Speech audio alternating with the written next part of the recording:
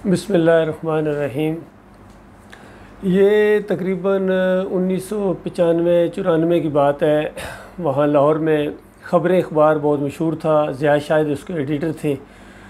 तो एक मौके पर उन्होंने तारिल कादरी साहब का कोई इंटरव्यू लिया, उसमें उनसे बातचीत की तो तारिल कादरी साहब ने बताया कि नबी अलैहिस्सलाम ख्वाब में आए हैं और आके उन्होंने बताया कि वो सारे मसलकों से, सारी जमातों से नाराज़ हैं और सिर्फ़ मेरे कहने के ऊपर कहते हैं कि बहुत बड़ी मुश्किल से राज़ी हुए कि वो पाकिस्तान आया करेंगे। और शर्त ये लगाई कि अगर ताहिर तुम मेरे खाने पीने का इंतज़ाम और जहाज़ की टिकट का बंदोबस्त करो तो फिर मैं आया करूँगा, वरना नहीं आऊँगा, क्योंकि पाकिस्तान के लोग फासिक और फाजिर हैं।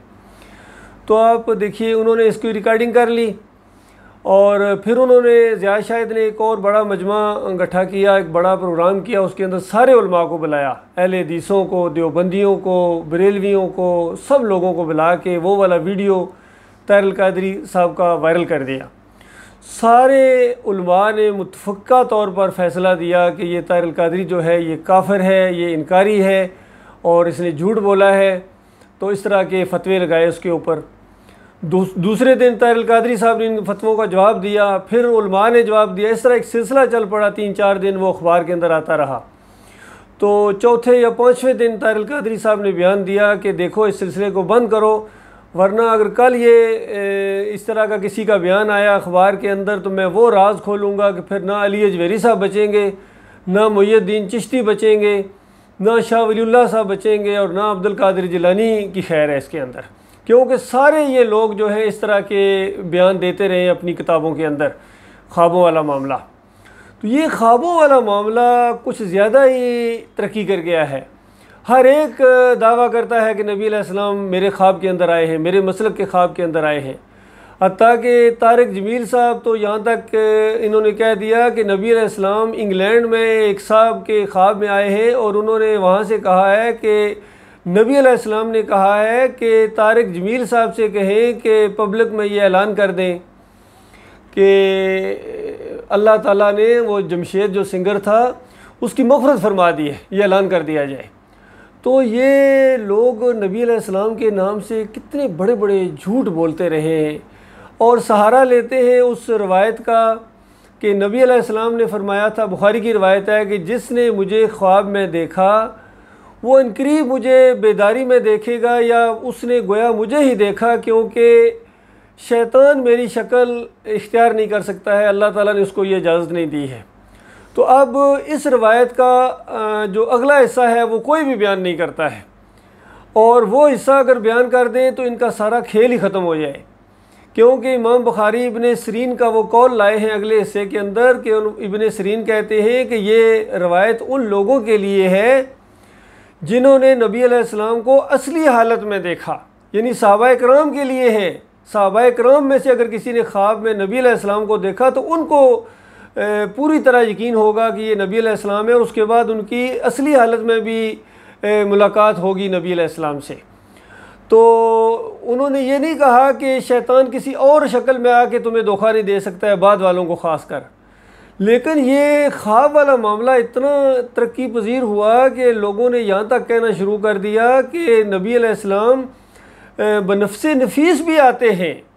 हत्ता कि जो देवबंद का मदरसा कायम हुआ उसके अंदर जो अकाउंट्स की कोई गड़बड़ हुई और इस तरह इल्ज़ाम लगे बड़े बड़े उलमा के ऊपर करप्शन के, तो वहाँ बड़े उलमा ने कह दिया कि नबी अलैहिस्सलाम बनफ्से नफीस आए थे और ख्वाब में भी आए थे और सारी अकाउंटिंग चेक की है और बिल्कुल ओके कर दिया है। और नबी अलैहिस्सलाम ने साथ ये भी कहा है कि महमूदुल हसन को कहो कि इस मामले में मुदाखलत ना करें।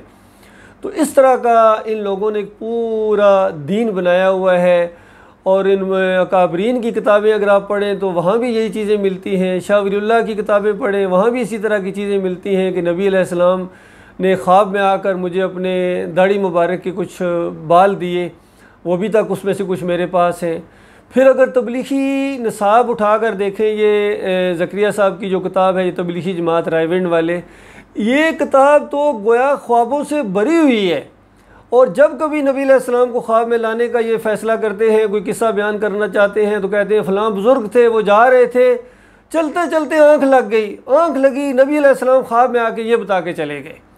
और फिर ऐसे ऐसे वाक़यात उसके अंदर हैं कि बहुत ही ज़्यादा यानी शर्मनाक वो अंदाज से वो बयान किए गए हैं कि उसको बयान भी नहीं किया जा सकता है। नबी अलैहिस्सलाम के हवाले से ऐसी ऐसी बातें। फिर देखिए अभी ये जो फैसल या खालिद जिसने उस मलऊन को मारा है, उस कादियानी को या उस नबूवत के मदई को, तो उसके ऊपर भी वो यही कह रहे हैं कि नबी अलैहिस्सलाम ने मुझे ख्वाब में आके बताया है। नबी अलैहिस्सलाम ख्वाब में आए हैं और उन्होंने मुझे आके कहा है कि इस बंदे को कत्ल कर दो, ये फलां जगह बैठेगा, और बल्कि गन भी मेरे हाथ में पकड़ाई है, पिस्तौल मेरे हाथ में पकड़ाया है। तो आप अंदाज़ा लगाइए लोगों को किस तरह कन्फ्यूजन में डाल दिया गया है, और हर एक दावा करता है कि नबी अलैहिस्सलाम उनकी ख्वाब में आए हैं। तो लिहाजा इस सिलसिले को अब रुकना चाहिए, ये खालिस झूठी बात है। कोई नबी अलैहिस्सलाम को यानी अपनी ख्वाब में आज के दौर में नहीं देख सकता है जिसने नबी अलैहिस्सलाम की शक्ल नहीं देखी है।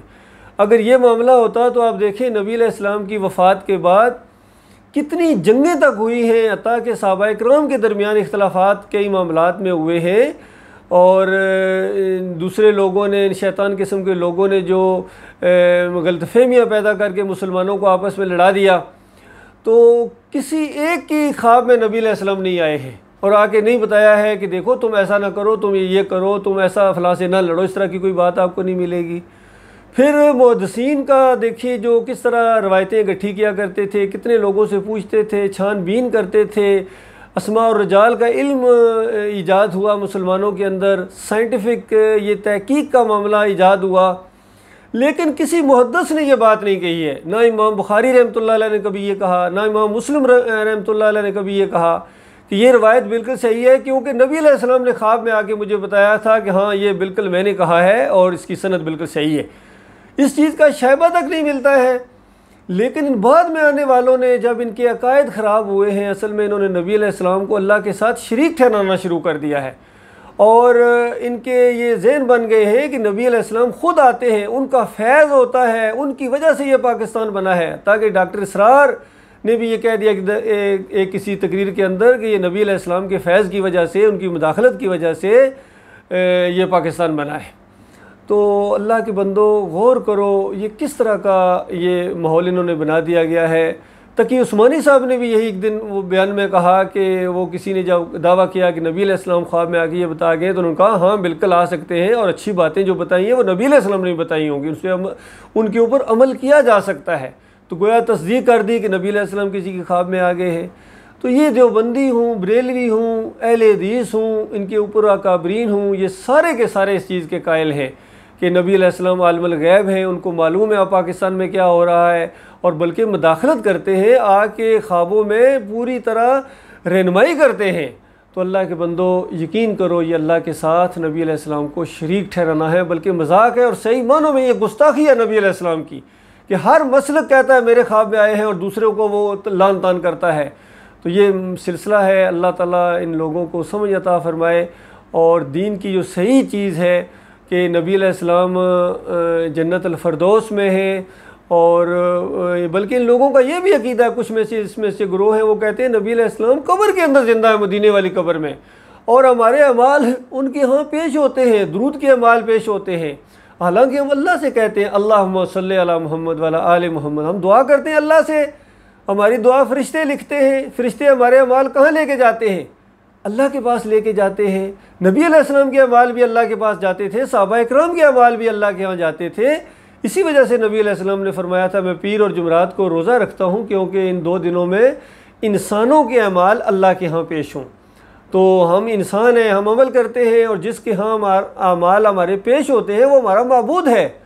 तो इन लोगों ने जो नबी अलैहिस्सलाम के यहाँ अमाल पेश होने का या अपने इमामों के यहाँ अमाल पेश होने का ये जो अकीदा गढ़ा है, ये खालिस मुशरकाना है मेरे भाइयों। इससे सच्ची तौबा करनी चाहिए और इन मसलकों से, फ़िरक़ों से निकलना चाहिए हमें।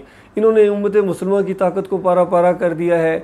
इसी वजह से जब कोई बात कुरान और सही हदीस की भी की जाए तो चूँकि उनके मसलक के ख़िलाफ़ होती है तो फिर वो मानने के लिए तैयार नहीं होते हैं। फिर ये मौलवी इस चीज़ से फ़ायदा उठाते हैं, आपस में लड़ाते हैं, और उम्मत मुसलमान की ताकत को इन्होंने पारा पारा कर दिया और शिर्क के अंदर मुलव्वस कर दिया है। और इसी वजह से ये हर तरफ ज़िल्लत और ख्वारी है मुसलमानों के ऊपर। जब तक ये शिरक से तौबा नहीं करेंगे, ईमान खालस नहीं करेंगे और इन फ़िरक़ों और ग्रोह से नहीं निकलेंगे, कोई खैर नहीं आ सकती है। अल्लाह ताला खैर लाए और इनको तौफ़ीक़ अता फ़रमाए कि सच्ची तौबा करें।